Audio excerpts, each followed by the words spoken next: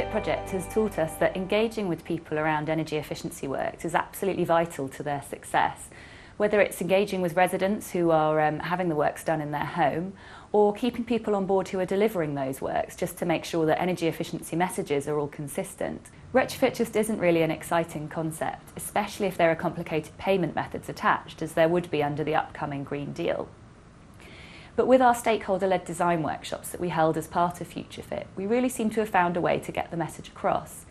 It was a three-stage process. We started by allowing a visit to an empty Affinity Sutton property, and then the group of people who visited got to design a package of retrofit works for that property. The second stage was then actually witnessing those works being installed so that they could appreciate the full extent of disruption, but also so they could really see what it meant, for example, to insulate a floor. The final part of the process was to hold a summing up workshop where we went through what had taken place and talked about the results of the works, and also introduced people to the wider policy picture, in this case the Green Deal. With the Green Deal due to come in the autumn and ever-increasing fuel bills, being able to communicate effectively about energy efficiency is becoming more and more important. We found that giving people the chance to truly participate in the retrofit process really struck a chord, as our final workshop shows. You recall that we had a talk about all the sorts of things that could be done in the property, and we went through the energy hierarchy, and just a very quick refresher about that. We would start, the energy hierarchy looks at, you would start with the fabric of the building, the envelope. You would insulate the walls, the floors, the roof, provide better performing windows. You've eventually tried to stop the heat getting out that you're going to generate.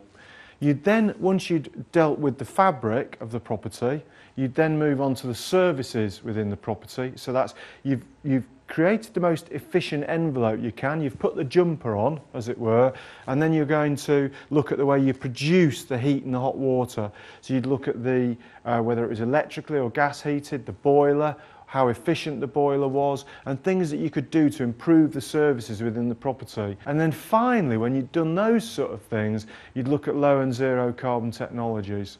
But we don't want to bolt low and zero carbon technologies onto houses, really, that we haven't already been through that energy hierarchy I was just talking about.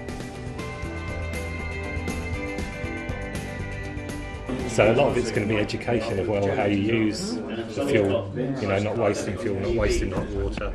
Can you guarantee that you're going to increase my SAP by 20% or 30%? I mean, it can be warmer and damper, couldn't it? You've got condensation. No, because with the warmth you bring in the air exchangers, the fan exchangers. But only once you've done all that. Yeah, once you've done the work, that's it, the motivator. We're obviously going to have to get into marketing material to explain what we're actually talking about. It's not a straightforward, easy concept to get over, is it? And this is what we're talking about, isn't it? We might not see the benefits of it now, but our children or grandchildren will. Yeah. They're the ones who are going to benefit from it. So maybe that's a way of actually getting the message across.